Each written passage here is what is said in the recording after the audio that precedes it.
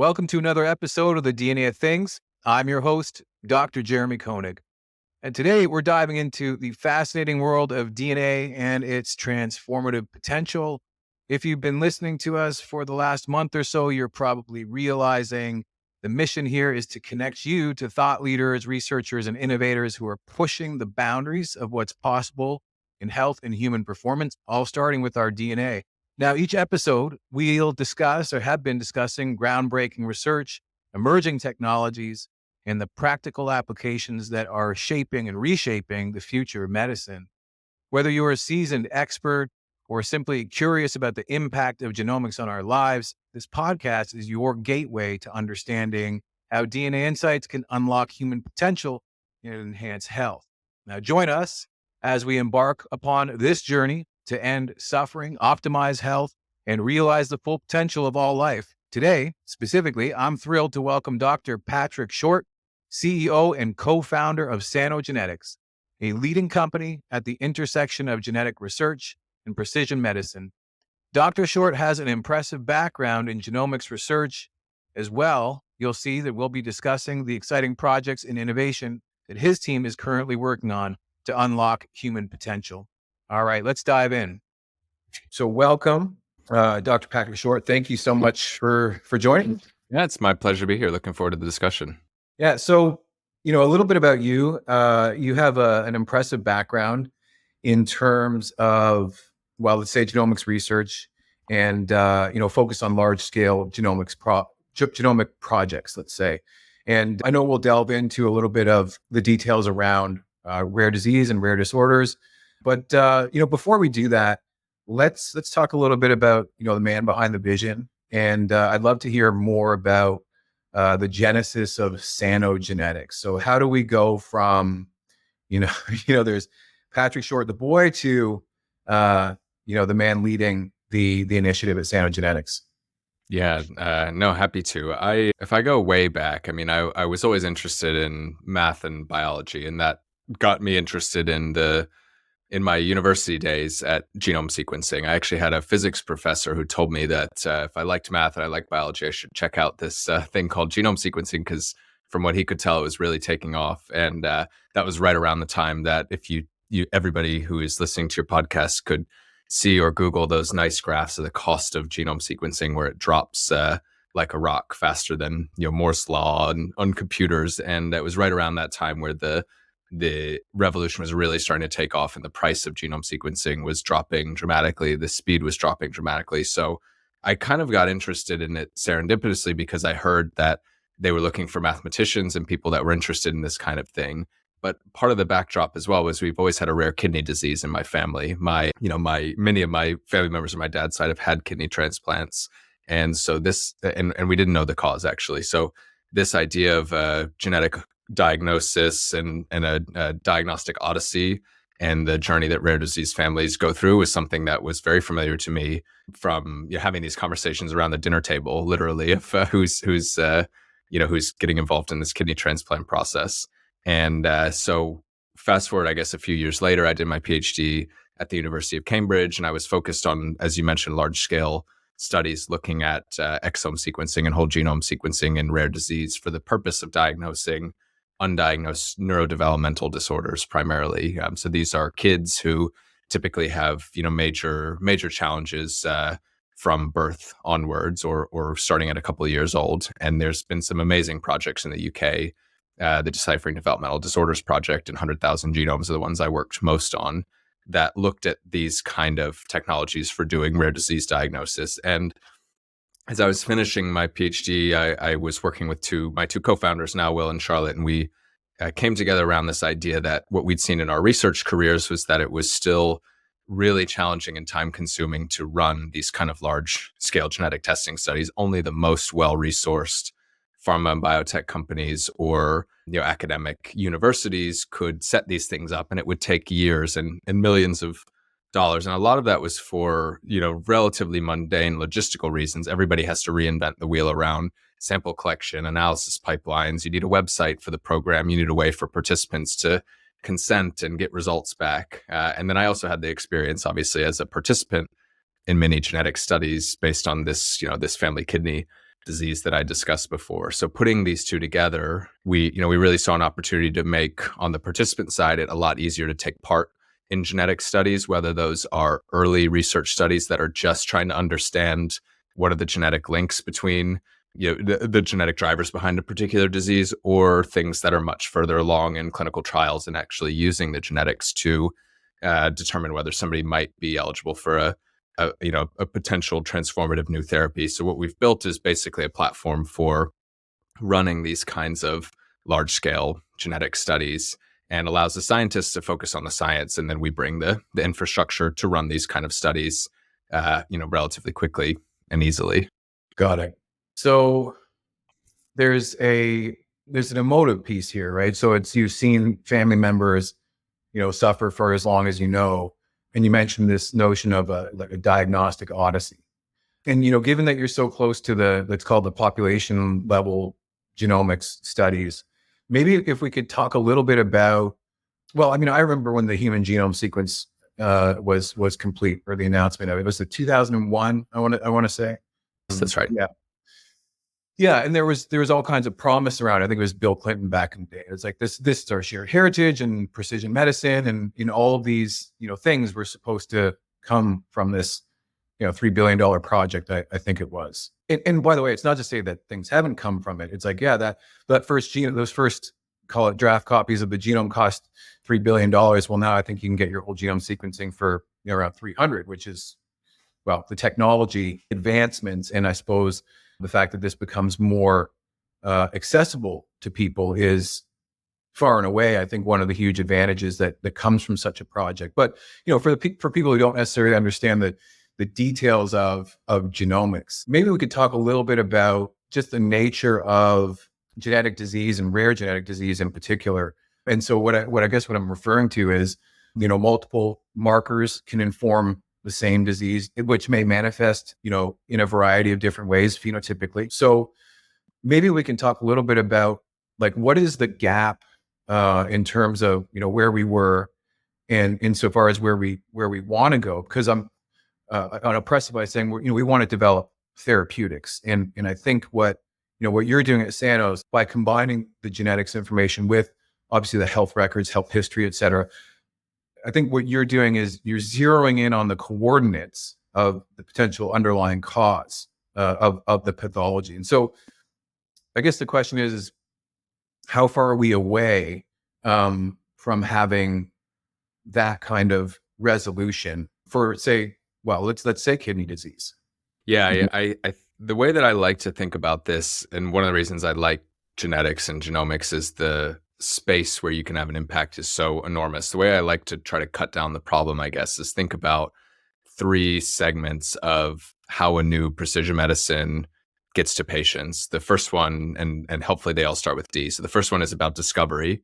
The second phase is about development, and then the third phase is about delivery, to patients, to the healthcare system. So if we take those three buckets in order, there's a huge amount of work to be done on the discovery in the beginning, which is answering the question of how you framed it very well. How does this particular gene cause or influence disease risk? Or, the reverse, if we take a common disease, can we splinter it up into genetic subtypes that maybe we call it Alzheimer's disease or we call it Parkinson's disease, but actually there's some distinct genetic or genomic drivers that mean not all patients are exactly the same. So there's some fundamental discovery work that we could talk for hours around discovering new drug targets, better segmenting patient populations.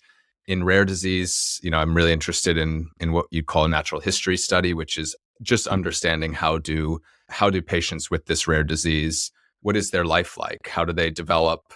When do symptoms start? Are there major differences between patients? The reason you really need to have those is because it's hard to design a clinical trial without it. If you don't know what normal looks like, what normal development course of disease development looks like, then how do you know what improvement looks like, or what the endpoints that you're measuring in the trial are? So then transitioning, I guess, into development, this is where you have a good understanding of, if we take one example, Parkinson's disease, you've got a genetic driver like LRRK2, or Alzheimer's, you've got a genetic driver like ApoE4, that some subset of patients have Alzheimer's disease that is in some way caused by this genetic variant or set of genetic variants. There's a whole lot of work to be done there of how do you design these natural history studies to know what to measure in terms of improvement in a clinical trial. What's the right therapeutic modality? Is it a small molecule? Is it gene editing? Is it a biologic? There's a lot of questions there to go from I've got a target in a group of patients to I'm going to run a clinical trial. And then beyond that, you have the delivery question, which is suppose you've made the discovery in the first place, you've run a series of successful clinical trials, you've proved that it's safe, you've proved that it's worked. How do you actually then make sure patients benefit? And diagnostics is a big part of this. How do you find people in every country on earth potentially that would be the right fit for this new precision medicine?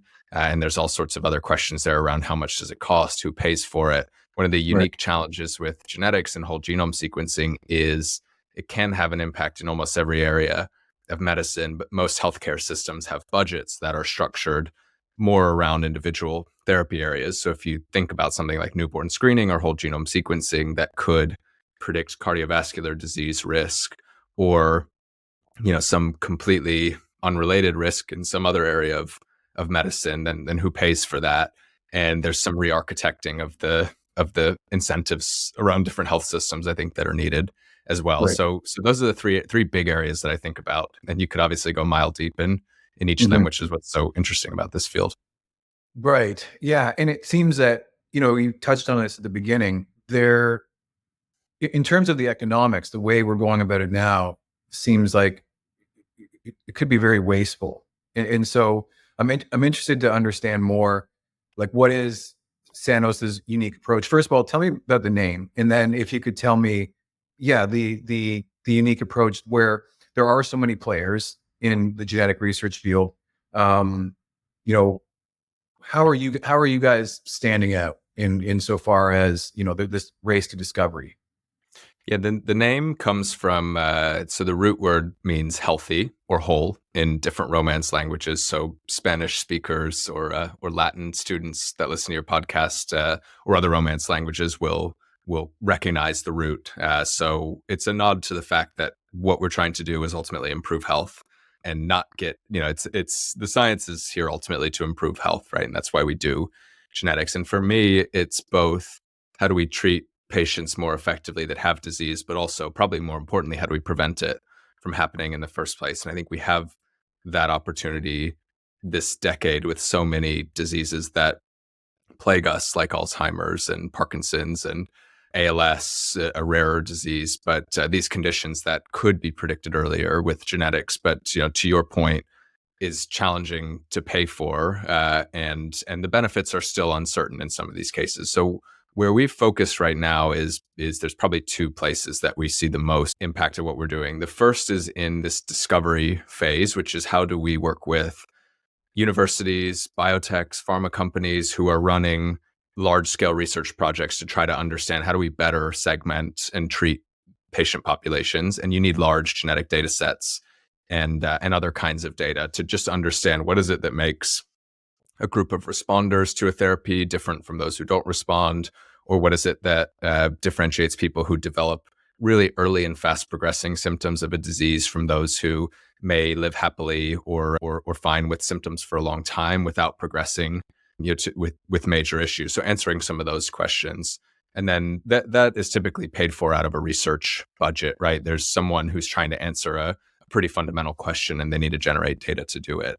The second one would be clinical trials. So in this case, the impact for patients is a lot more immediate. The question you're trying to answer is, are you potentially eligible for this clinical trial that's treating patients with some kind of genetically driven disease? And now this isn't a study that we worked on, but I think the most interesting recent example of this is there's been an approval of a sickle cell disease gene editing treatment. And that's a perfect example of something that was born out of work from the Human Genome Project. And it's taken a couple decades, but now we've got quite a transformative two treatments for a disease that previously had very little to offer to patients. And genetic testing programs, whether it's ones run by us on our platform or offered by healthcare systems in routine care, are this is one of the most immediate impacts for patients, those who have a potential genetic disease and may be able to get treatment as a result. Okay. So that's interesting. That makes me think of two things, actually, just with the sickle cell example. So the first, well, the first is probably the shorter answer, which is, let's talk about that, but gene editing. So look at how does that work? How does that happen? What other types of, diseases might benefit from the same intervention? Let's say, uh, given its newness, relatively speaking, how comfortable are we with let's say, the side effects? Does this apply to all genetic diseases, or what makes sickle cell unique in this way? But then, and then the second question, which we can maybe extend into more dialogue, is around, let's just say, underrepresented populations, underrepresented diversity, in insofar as the true picture of the human genome. So, Yep. and how do we close that disparity gap? So two questions. Yeah, the gene editing story in sickle cell, I think, is a really interesting one. And I'll do a shameless plug for our podcast, the Genetics podcast, where I did a really nice breakdown of this with Vera Rajagopal, who runs a very successful Twitter that breaks down some of these really interesting stories in genetics. And I'm not going to get the details on this perfect, but I will get the high level, which is there's a discovery in the early days of GWAS, actually. So I think it was 2007 or 2008 that identified that fetal hemoglobin doesn't sickle in the way that adult hemoglobin does in patients that carry the gene. So that led to an insight, which is that if you could find a way to keep the fetal hemoglobin on or turn it up, then you may be able to actually alleviate symptoms in patients. And it turns out that gene editing was the most effective way to achieve this. So to your, I think it's a really interesting question of how does this apply to other diseases? I think some there's some broad categories that we can think about in genetic disease. Either you've got a gain of function or a loss of function, for example. So you have some gene that's doing something it's not supposed to do, which would be the case in the sickle cell, or you've lost some gene, and by its absence, something is happening that shouldn't happen. And there's, we can go into a lot more detail under each of those two categories, but depending on which of those you have, if it's a loss of function case, those have historically been one of the more challenging cases to treat, because you need to restore function of some protein that's completely missing, for example. But modern gene therapy approaches are potentially a really powerful tool for this. If you can get the gene product delivered to the right tissue where you need it, then you could, in theory, restore function of that gene. Gain of function type of genetic changes are also really challenging, because you've got to figure out how to restore whatever that change is, whether it's a protein that's there but misfolding and it's clogging up a channel, or it's something that's not quite folding right, and so it's aggregating together. And this has historically been the world of small molecule drug developers that figure out how to basically take these changes of a protein that are causing whatever the downstream disease is, and correct it with some very smart chemistry. But you could also correct that with gene editing or gene therapy approaches as well, by going straight to the source and making the change in the right tissue. You raised another important question, though, which is the long-term safety in some of these points. I think that's a very big open question in the field, and it's going to take a lot of long-term follow-up and monitoring. And there will be differences as well based on the specific type of gene editing or gene therapy technology. So if it's integrating into the genome and making a permanent change, then you're more likely to have off-target effects that could, be cancer-causing, for example. And that's something that's going to be monitored extremely closely. But there are a lot of gene therapies that are not integrated into the genome. And you can think of things like RNA therapeutics that don't carry that genome integration and cancer risk in the same way that editing would be. So I think for patients, we're going to see there will be a proliferation of choice, right? If you can treat a disease with a small molecule and a gene editing therapy potentially, and maybe the gene editing approach is one time and curative, and and you don't have to take a small white pill forever, but it carries some additional risk of altering your genome permanently.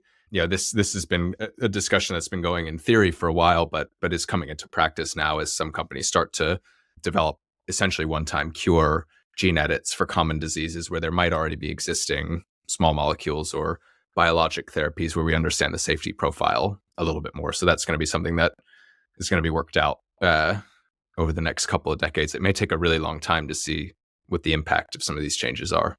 Mhm. Got it. So if I follow that all the way through, it seems that with gene editing, it might be easier to turn off something that shouldn't be on, or to upregulate something that's already there. But if something's missing, that's a whole other ballgame.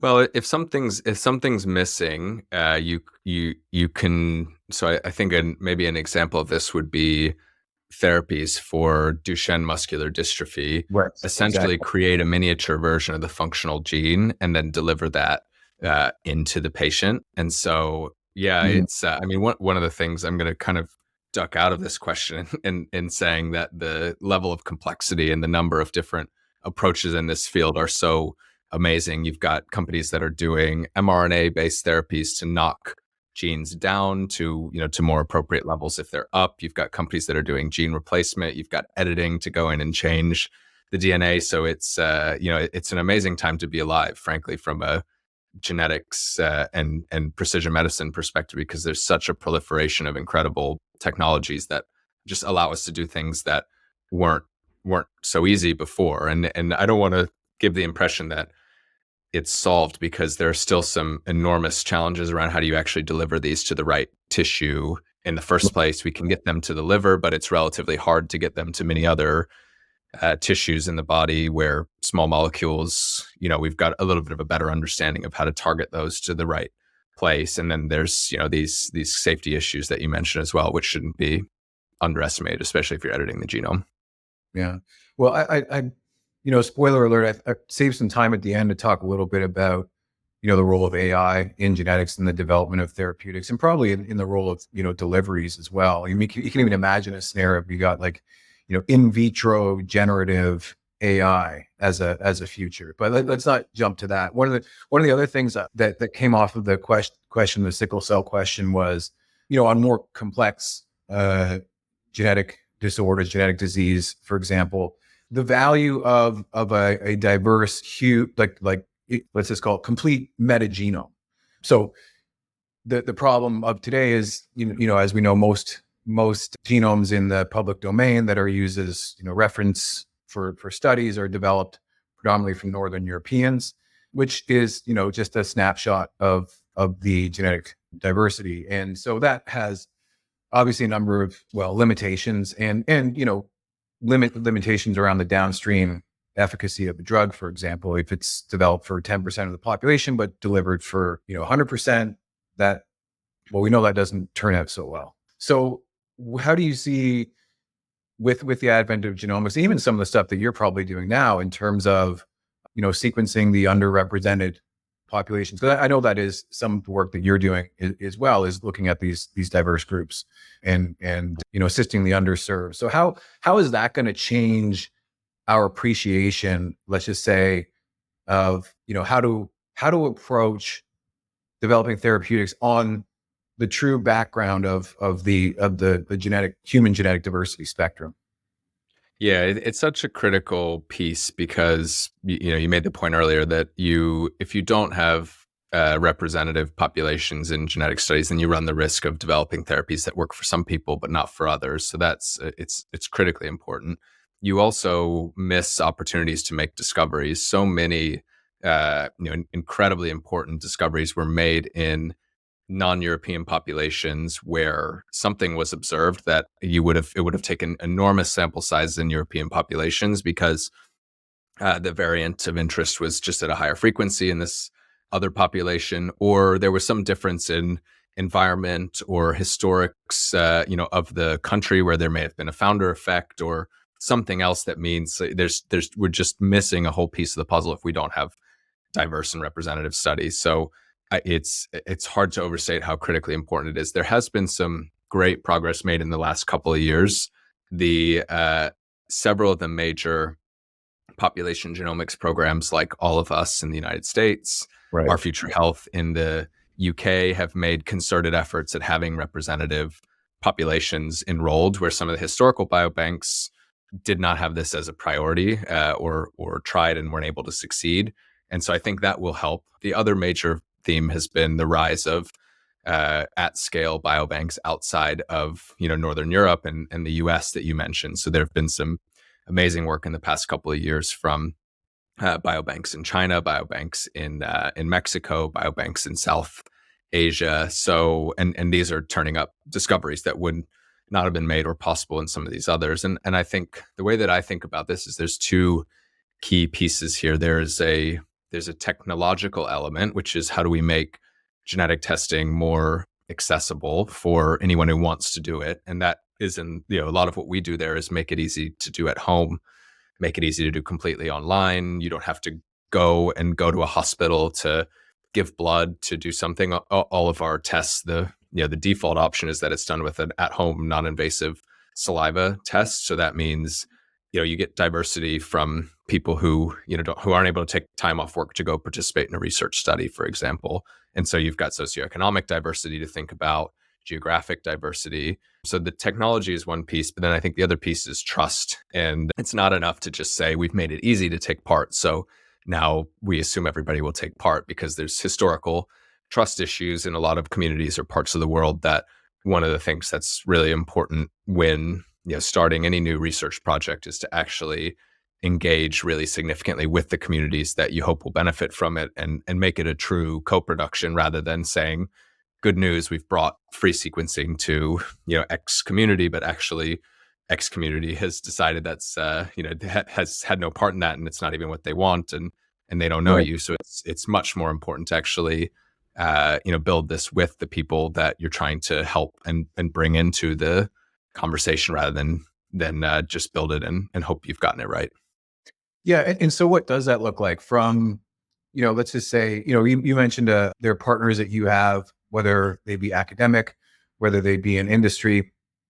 Obviously they represent the path to the end user, the Yeah. members, subjects, participants, the people who are going to benefit from this, presumably. What does that workflow look like? Can you give, because how long has Sano's been around? About 5.5 years now. 5.5 years. Okay. So the 5.5 years of your existence, what is your favorite proof of concept? Yeah. Something you can share, Yeah. partner, end user, and just walk me through that journey. Yeah, we launched a recent study that I think has been our best co-production effort yet. And it's a study called Light the Way. So it's a genetic testing study, genetic testing program that's for both people who have a diagnosis of ALS, also known as motor neuron disease, Lou Gehrig's disease. People will probably be familiar with it from seeing the ALS Ice Bucket Challenge. It's the disease that sadly took Stephen Hawking's life. So the program is for people who have a diagnosis of ALS, or for their potentially affected family members. And this is this is one of the first studies that has done, I think, the level of engagement that we have with a potentially affected family member groups. We've worked really closely with a nonprofit called End the Legacy, and have several of their members who are individuals who carry genetic variants that put them at significant risk of ALS, but they don't have ALS. And there's a big open research question of, will they develop it? Under what circumstances? These aren't completely penetrant genes, meaning not everyone who has the gene goes on to develop the disease. And historically, this has been a group of people that uh, that has hasn't gotten as much attention from the community, because there are some really significant ethical challenges with how do you identify people in a way that's responsible. You don't want to give information that could be harmful without the right support structures in place. There also haven't been historically great therapeutic options. There are much better ones, and it's advancing more quickly now. So what we did in this case was really simply, at the very outset of the project, all we had was an idea, no protocol, no plan or anything. We put together a scientific and patient advisory board that had clinicians, patients, people who were gene carriers that were not patients yet and may never be, genetic counselors, basically anyone that you wanted to get around the table to say, if we got every relevant voice that we could think of, and we really discussed the core principles of what a good study and a good program like this would look like. And that took us, close to a year to put all of the structures together. But the program is far better as a result, because if we had just done it in a vacuum by ourselves, we would have made so many mistakes, and it would have taken us much longer than a year to unwind all of the issues and rebuild that trust as well, more importantly. So that's the kind of model that I think any genetic study should consider taking. Put together an advisory board that includes people who have lived experience with the disease, as well as some of the scientific or medical experts. And it really helps you have great conversations that prevents you from having assumptions about what one group, if they were around the table, would say or would think, because far too often people have a view in their mind of the patient would like X, Y, or Z, but actually if they're there, they will say, actually, that I wouldn't like that. I like something completely different. And yeah, there's a lot of amazing work that people do here, and we're one of one of many organizations, I think, that take this kind of thing really seriously. And I think it's an important part of any new Mhm. genetic study or any research study outside of genetics, for that matter. Can I ask you a personal question? Yeah. Please. All right.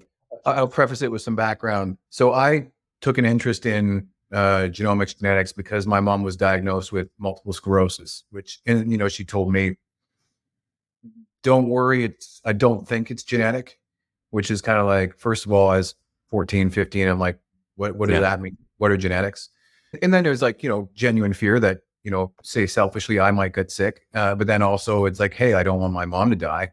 So, that kind of triggered me to go into this whole DNA space. And in terms of the research realm, there's a lot of like great overlap with some of the things you're talking about. So the stuff that I did when I was at Cornell, for example, was looking at the link between the gut microbiome and the human genome, and starting to look into, well, in terms of autoimmunity, what might be triggers in terms of foreign bodies that might lead to something, let's just say, like multiple sclerosis. It's then exacerbated by a number of, well, your genetic profile from an autoimmune perspective. Anyway, the suffice to say is we did a lot of interesting research, none of it directly curative of multiple sclerosis, and but certainly advancing the field. So the personal question is your family proud of you? That's probably an easy one. And then the harder question is, how do you deal with the long-term deliverables that we're talking about, like today, are exciting, but we're not going to see them for years or decades? How do you deal with that? How do you maintain motivation in everything that you do, which is amazing, by the way? Yeah. Yeah. Thanks for the question. I do think my family's proud of me. I'll, well, I'll ask my mom and dad to make sure, but I'm pretty sure they are.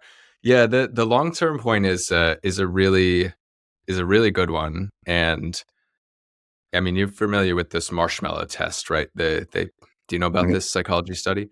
Yeah. Yes, but So it was good to hear I it think twice.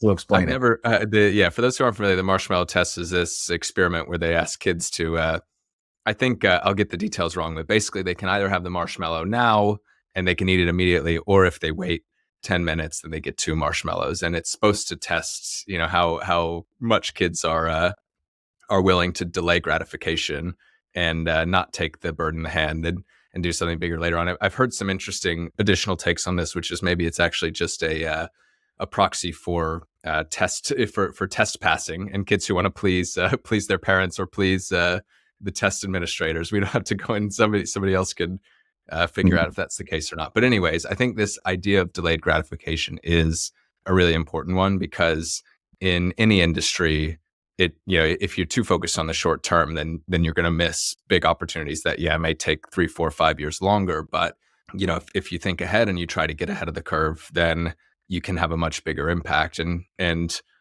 I don't know, for me that concept has just always been pretty clear, that you've got to think long term, because if you're patient and you have a good sense of where you think the world is going and the difference that you can make, then that's the best way to do it. I also think you need to figure out how to have wins along the way, and that's whether it's personally or thinking about how you build a company, that you can't just say trust me, it's all going to work out in 5 years. You need to have a credible plan that ladders up there. But I can offer an example. If we go back to this ALS program that I was talking about before, there's a near term. Well, one of the near term wins is does convening this scientific and patient advisory board result in a better study and program than we've seen before? And that was one of the things that was really obvious almost from the first meeting. We all left the first meeting going, "Wow, this is going to be a really really a very different thing in a good way." And that allows you to just see, okay, if this is going to compound over time, if it's already this much better a couple weeks in, then how is that going to look a year from now, 3 years from now? The other example with that study is, I think there's a big near-term benefit, which is how do we better increase accessibility of genetic testing to people who don't have access to it? And that's first and foremost what the program will do. But then there's a longer term opportunity, which is how do we prepare for large scale prevention trials in this disease? The thought process being, step one in most diseases is you treat people who are already sick. It just makes sense, right? You can measure the impact of the drug. You're going to help people more immediately. The regulators are a lot more likely to tolerate some safety issues or symptoms if somebody's already sick and it's going to help them. But where we all want to get to is, how do we actually use genetics to get upstream of that and treat someone before they get sick in the first place? And MS might be an interesting example to think about with this too. But in ALS, the opportunity here, I think, in the next decade, is to think about running clinical trials that don't treat people who are already sick, but treat people who are pre-symptomatic. And you have a biomarker that suggests that they're going to become symptomatic in the next couple of years. And then that's the time that you treat. And then you hopefully prevent them from getting the disease in the first place, rather than just halting or slowing progression when they've already got it. So I tend to try to think about these projects as, what are the stepping stones? What is the big picture? Where do you want to be? That might take you 5 or 10 years, but then also, how do you ladder up to that? And what are the stepping stones along the way? Mm-hmm. Yeah. So then I think I get what you're saying. Do you imagine then, like, really the individual's genome, their DNA, could serve as that compass, and that well, basically reference at different points in life, depending on the different pathologies that may manifest throughout the life cycle. So early childhood disorders, obviously, first want to rule those out, and then you make it through that barrier, and then there's development optimization, let's say, and then there's the cessation of chronic disease. So are you saying that you imagine a future where, like, the genome is at the center in terms of offering up that predictive blueprint, if you will, that compass? Yeah, it's part of the center. I love genetics, and I've dedicated pretty much my whole professional life to it. But the thing with genetics is, it is not the whole story for the vast majority of genes, for the vast majority of diseases, and for genes. So I think it's a critical part of the story, but I think we also need to be careful not to be genetics essentialists around predictive healthcare, because I'll share a different disease example. There's an extremely common disease called non-alcoholic. Well, it was just renamed. It used to be called non-alcoholic fatty liver disease. Now it's metabolic disease associated steatotic liver disease. You can call it MASLD. And the more extreme form of it is MASH. And it's essentially major liver stiffness, fat, and eventually patients can become cirrhotic, require liver transplants, have liver cancer. One of the challenges with this disease is it can go relatively asymptomatic until somebody is much later progressed than you'd want them to be to treat or change lifestyle or something like that. So early detection is critical. And genetics is a piece of this, but lifestyle is also a piece. And there are other blood-based biomarkers that provide more information in this case, frankly, than genetics, depending on the person. For some people, the genetics is going to be a big fraction of the risk, and other people, it's going to be lifestyle, or it's going to be some other thing that may not be genetically driven.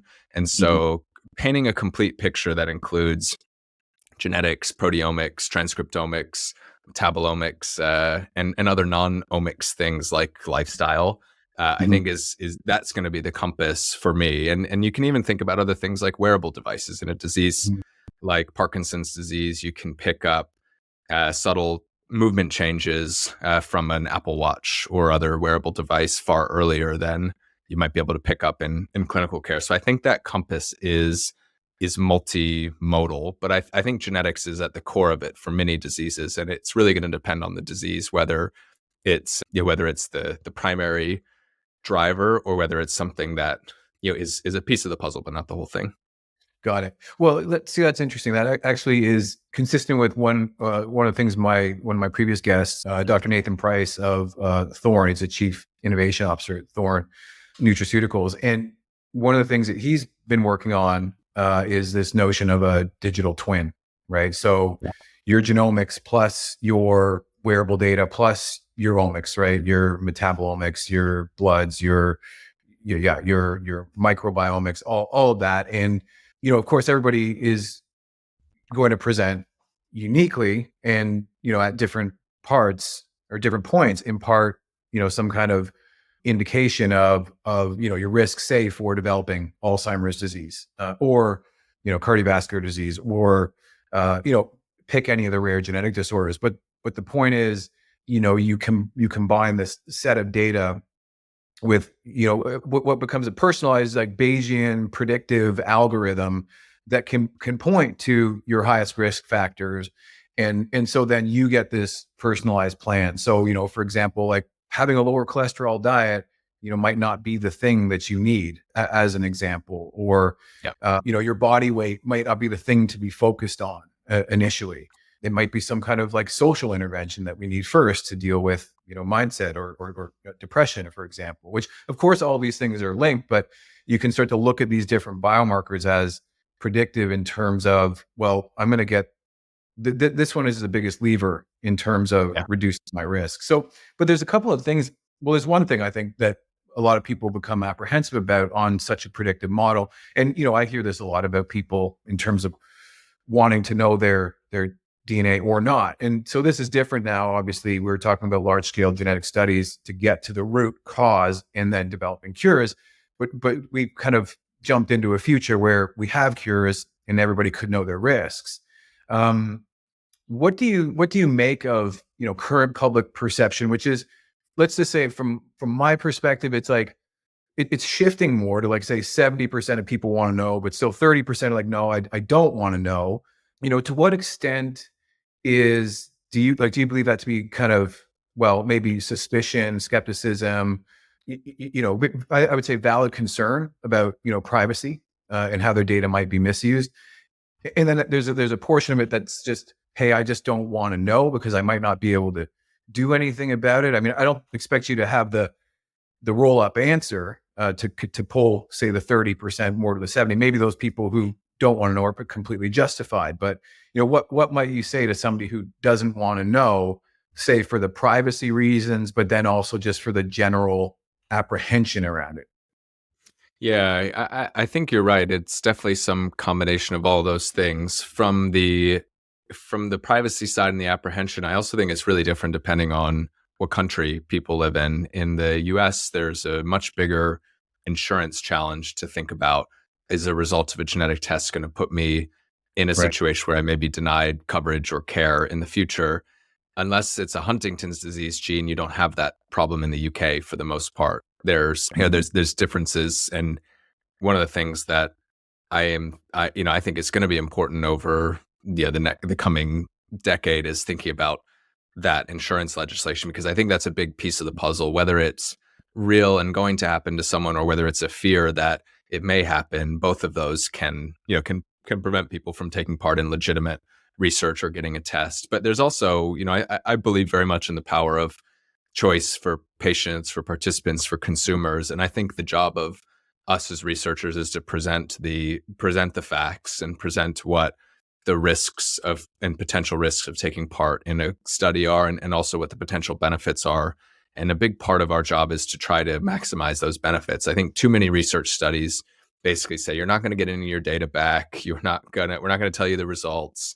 You're not going to get anything. And then, oh, by the way, there's this giant risk over here that you may be thinking about. And I think if you tilt it the other way to say there are these risks that you should be thinking about, but also you're going to get a result back. We're going to keep you updated on future research opportunities. We're going to help you understand what the result means by matching you with a genetic counselor at no cost as part of the study. Then just thinking about it as a consumer, it becomes a much more attractive proposition. I get something in exchange for this risk, and I can understand it. Versus I'm doing it for pure altruism, and then taking on this risk as a result. I would say one of the things that I predict is going to change attitudes toward this a lot in the positive is there are many newborn screening programs that are kicking off right now. There's one in North Carolina. There's one out of Harvard and Boston Children's. There's a major one in the UK. We have the newborn heel prick test in many countries that includes a small set of genes, but these are ones doing whole genome sequencing and looking at a much broader set of genes. And I think over the next 10 years, this is going to become completely commonplace. Every country that is able to afford it and able to put one of these kinds of programs in place will have whole genome screening as the standard. And then those risk conversations and that point of what are the benefits, what am I going to get returned, what may not be returned until I'm 18 years old because it's not relevant. I don't think many people would say it would be responsible to return an ApoE4 result in a newborn screening. You'd focus on the newborn diseases and then stage that out over time. I think that's going to force conversations on a national level. That is just going to happen because people are going to be offered this test and be able to work through it. And I think genetics will probably fade into the background in the sense that it will become part of the fabric of healthcare. And then that will also free us up to start thinking about some of these other questions about what data do we layer on top of it to make sense of it, because genetics provides you useful information about lifetime risk for a disease, but it doesn't really tell you much about whether you're on track for that disease today or next year or in the future. You need other kinds of data to get that level of resolution. Right. Well, you segued nicely into more the concluding questions that I wanted to ask you, really around the glimpse into the future, and presumably AI is a part of that. I guess there's two ways to think of it. Well, I'd say there's one way to think of it is what is the hopeful future that you imagine, and we can talk about how AI fits into that. And actually, this is great short-term versus long-term deferred gratification we talked about also. So what are you most excited about in that future? Let's say that's anywhere from 20 to 50 years out, and then or let's say 10 to 50 years out. And then what upcoming projects or developments at Sanos are you most hopeful about or excited about in contributing to that future? Yeah, I love the 10 to 50 timeframe. That is going to push me to think big. If Yeah. I come back to this framework of discover, develop, and deliver, the what I like about that framework is you can kind of start at the beginning and then propagate that through. So what are the things that we could be discovering now that Yeah. are going to then translate ultimately through to development and delivery to patients over the next couple of decades?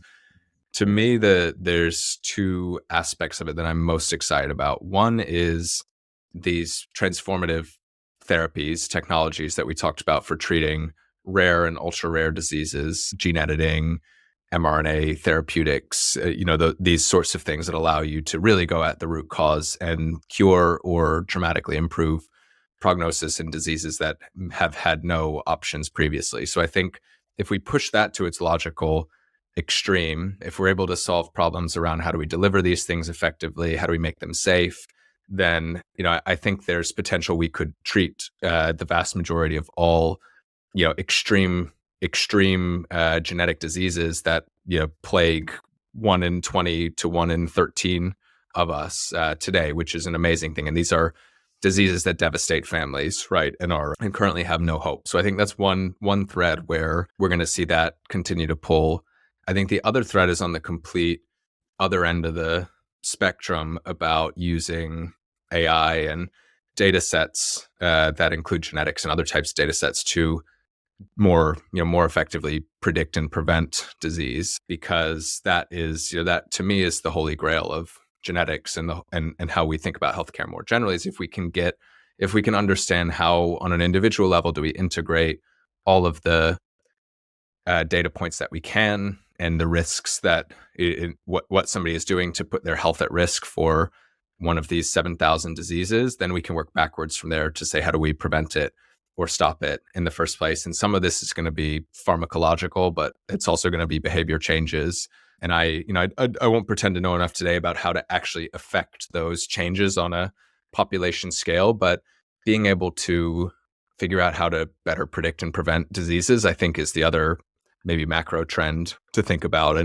And this ALS study, like the way that I mentioned, is a good example of some of the work we're doing in that area. We're also doing a lot of work in liver disease that I mentioned before, which has the same opportunity and challenge. How do you identify people who are at the earlier stage of liver disease, prevent them from becoming, cirrhotic and needing liver transplants, rather than waiting for, pharmaceutical Hail Mary that can take a liver from the dead back to living. Wow. Wow. Well, listen, I mean, there's an infinite number of questions that you've opened up in my mind. We definitely love to have you back for follow-on conversation. But one of the things that I want to make sure I'm doing is helping people connect to, your vision and what you're doing at Sano, because it's quite remarkable. Because I know you partner predominantly with academic organizations and industry. What about, individual members or even advocacy groups? So like I'm talking to a lot of the rare disease community this coming month. February is Rare Disease Month. So how do people get in touch with you? How do they join the Sano vision mission?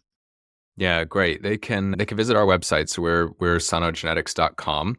I'm on Twitter as well. I'm Patrick_J_short. My middle name is Joseph, hence the J. I would love to hear from any and all of the above: universities, biotech companies, pharma companies, patients, patient advocates. We have members of our team that are really dedicated towards building relationships with each of those groups. So if something we talked about here today was interesting to anyone in any of those categories, I want to hear from you. You can email me as well. I'm Patrick@sanogenetics.com. One of the benefits of being a small company, you can get just first name at website. So yeah, feel free to email me as well. That's right. And you have a podcast also. Yes, that's right. We have a podcast called the Genetics Podcast. So we've done more than 120 episodes now, and they're coming out weekly. We've had some amazing people on the podcast. So if you're interested in more of that kind of content, we tend to go deep into an area of science, a company. It's all precision medicine or genetics. So would love to hear you over there. We've learned that people who tend to listen to one podcast tend to listen to 10. So if you like this podcast, you probably like that one too, and it can help fill your car ride and weight lift or dishwashing or whatever you do while you're listening. It's an inexpensive, expedited way to get your PhD in genetics. Not a full PhD, but a surface level. Yeah. Okay. Which it's the best thing. You get to learn so much by talking to some amazing people. So yeah, I'm very honored to be part of the first cohort that's coming through your podcast. It's going to be a lot of fun for you. Well, yeah, Patrick, I really appreciate you taking the time. I know how busy you are being a founder CEO. So thank you very much for joining me today, and thank you for all that you do. My pleasure. Thank you. All right. Thank you for joining us on this episode of the DNA of Things. I hope you found the conversation with Dr. Patrick Short as insightful and inspiring as I did. The work he's doing and will be done at Sano Genetics really is a testament to the incredible advancements in DNA research and its potential to revolutionize healthcare. From developing transformative therapies for rare disease to utilizing genetic data for precision medicine, the future of genomics is brighter than ever. Now, as we stand on this brink of the AI revolution and there's whispers of the singularity, the role of our DNA and the role that our DNA will play in this future becomes even more critical. By understanding our genetic makeup, we can better integrate biological insights with AI advancements to create a future where health and human performance are optimized beyond our current imagination. If you'd like to learn more about Dr. Short and Sano Genetics, please visit their website at sanogenetics.com or connect with Dr. Short on Twitter at Patrick_J_short. Please don't forget to subscribe to our podcast. Rate us. 5-star rating would be awesome. Leave us a review. The more listeners we can connect to who are passionate about the intersection of genetics, health, and human performance, the more good we'll do in this world. So please stay tuned for our next episode, where we'll continue to explore the cutting edge research and innovations that are shaping the future of medicine and beyond. Until then, I am Dr. Jeremy Koenig. This is the DNA of Things, reminding you to stay curious, stay informed, and keep striving to unlock your full potential. Thank you for listening, and we'll see you next time.